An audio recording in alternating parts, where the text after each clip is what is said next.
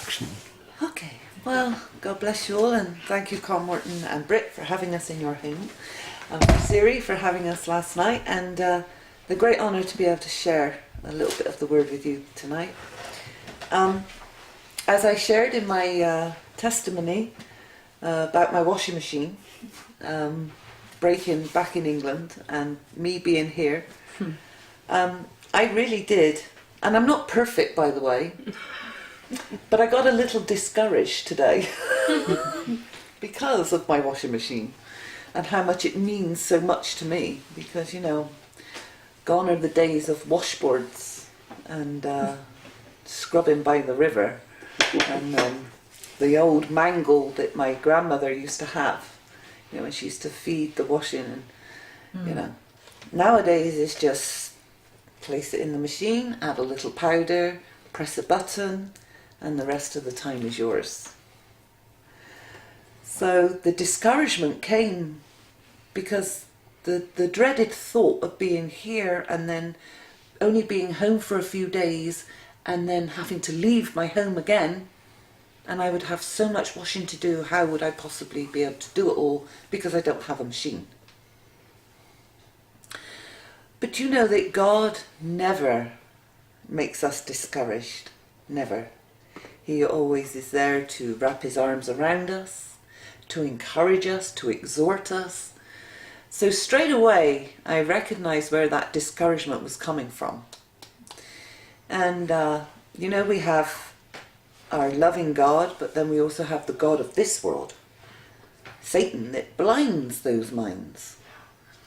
And he'd certainly blinded my mind to the thoughts of hand washing and scrubbing and, you know, and being fearful and fretful when I got home, and trying to steal this time that I had here to be a blessing and to serve the word on that silver platter. But it didn't take me very long to quickly gain where those thoughts were coming from, and that discouragement, I know, is not of you, God. So I need to know what you've got, the message that you've got for me, so that I can be encouraged, not discouraged. If we turn to 1 Timothy, and in chapter 2, this was the first thing that came to my mind. 1 Timothy chapter 2 and in verse 8. And here in my English Bible it says, I will therefore that men or women pray everywhere, lifting up holy hands, without wrath and doubting. And you know, that lifting up of holy hands is, have you ever been so discouraged, so fed up, that you go, okay, I can't handle this anymore, you have to do something about this, God. Yeah? That's the actual purpose of raising those holy hands. It's when you've done everything in your own strength, and now you're going to God and you're saying, okay, God, I can't deal with this anymore. You need to take this. And, you know, it really blessed me, because I was at a point thinking that everything was going to go so smoothly, and it wasn't going smoothly, that, okay, God, now this is going to you. I don't know how this is going to work. And for us sometimes to stop for a moment and not do things in our strength, but call unto God. You know, we don't need to turn there, but in Jeremiah 33:3, God says, call unto me, and I will answer thee. See, so our first port of call whenever we feel fearful, discouraged, unloved, our first port of call should always be God. God is the one that we turn to, because straight away with God comes the comfort of knowing that he's there, knowing that he hears us, knowing that he's embraced us with his heart and his love, that he has placed Christ, his only begotten Son, in us. So I wanted to share that one, because that's, you know, that's really, when we're really had enough, we usually like put up our hands. I don't know. This is it. This is the end. So that's the actual meaning of those raising of holy hands. Jeremiah 30. We will turn to Jeremiah actually. Let's have a look at it. I was only going to quote it, but let's turn to Jeremiah 33. It's nice to see what the word is actually saying. Jeremiah 33 and in verse 3. Call unto me, and I will answer thee. See, there's nothing difficult to read there. Call unto me. And that doesn't mean you will have to give me a bell, mind. All right, I'm not God. Don't all have to ring me up and tell me your problems. Go to God first, then you can ring me if you want to.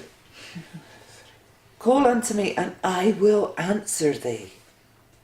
You know, sometimes Danny will ring my phone, and maybe the phone's downstairs and I'm upstairs, and I don't always answer. Lawrence could be trying to get hold of me, and he can hear the phone ringing, and he thinks to himself, what the heck does she have a phone for? She never answers it. But here it says, call unto me, and I will answer thee, and show thee great and mighty things which thou knowest not. See, you don't know where this car's coming from. You don't know where your job's coming from. There are things that go on in our lives. I mean, I'm here, and I'm here till Monday. I don't know what goes on after Monday, but I know that God knows. God always takes care. Sometimes it's important to get real detailed in what you want. You know, like your car.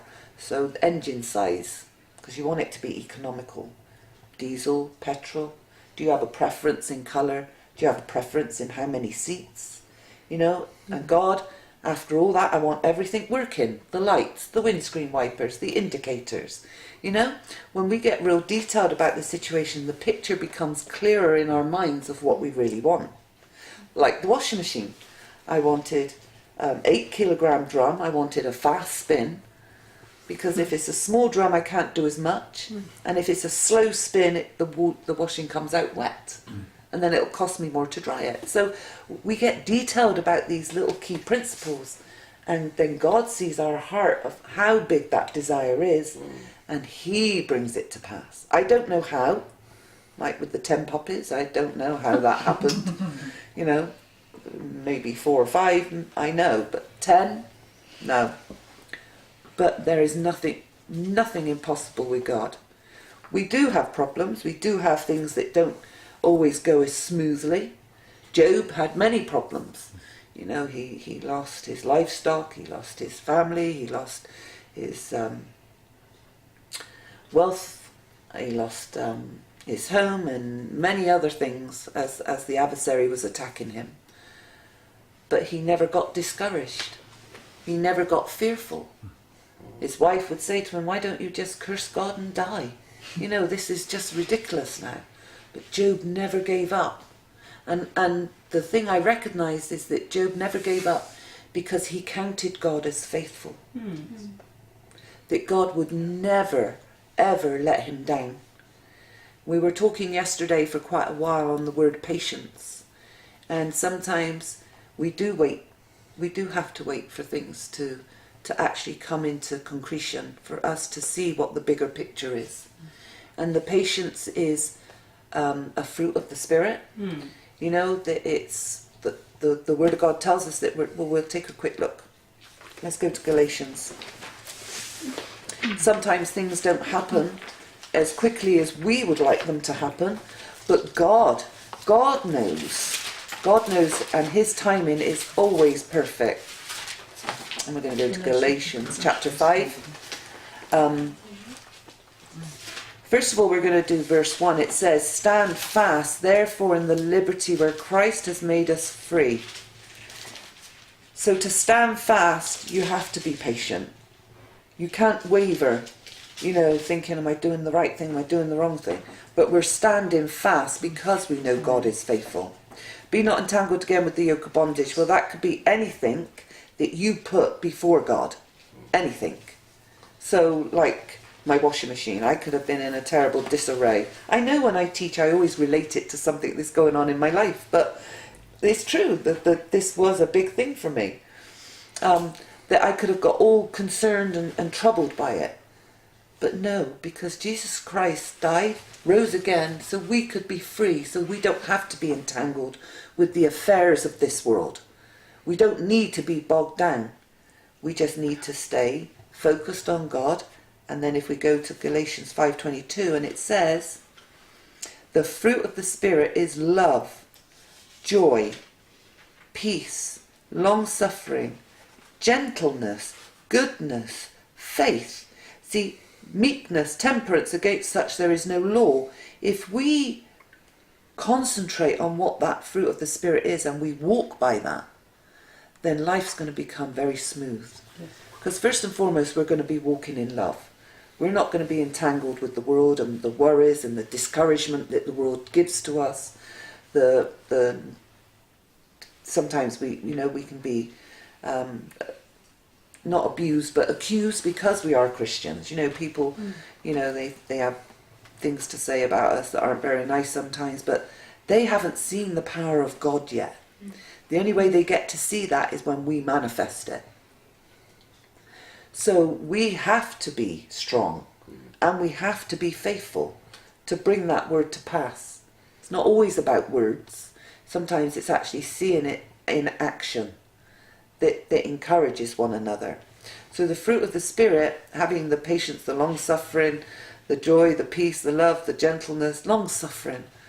Oh, I have long-suffering. I've been married to Lawrence for 25 years. Meekness, temperance, against such there is no law. We can't go wrong.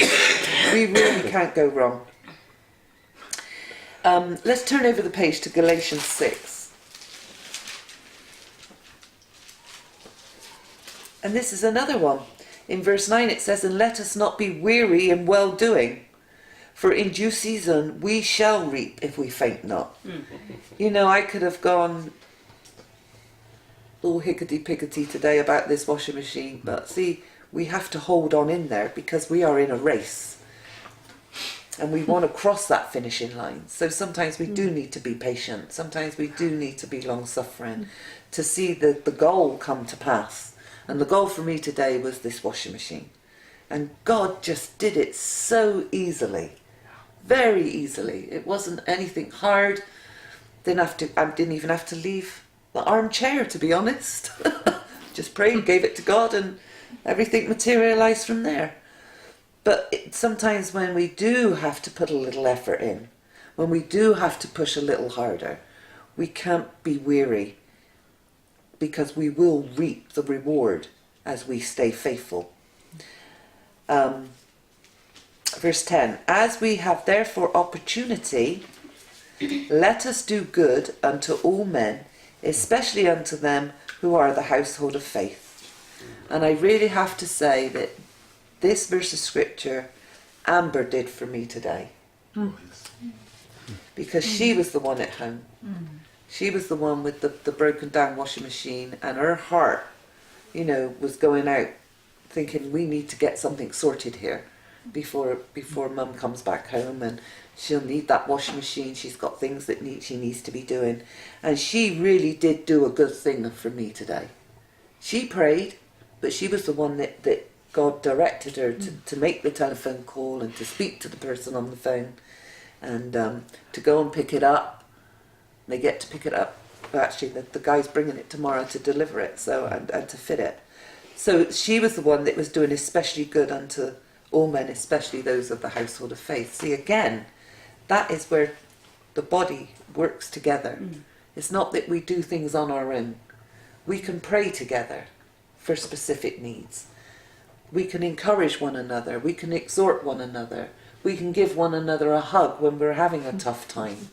That's what that household of faith is. And we are to be especially good to those in the household of faith. So, if you're having a tough day or a tough week, or you're not prepared to let go of something that you love so very much just yet, like your car, give it to God. Get real detailed. Don't get discouraged. Just know that God is going to come through. He really will come through. Don't focus on the circumstances. because God goes over and above when he blesses us, his sons, his daughters, over and above, beyond what we could ever ask or think. So that's what I want to share. Thank you.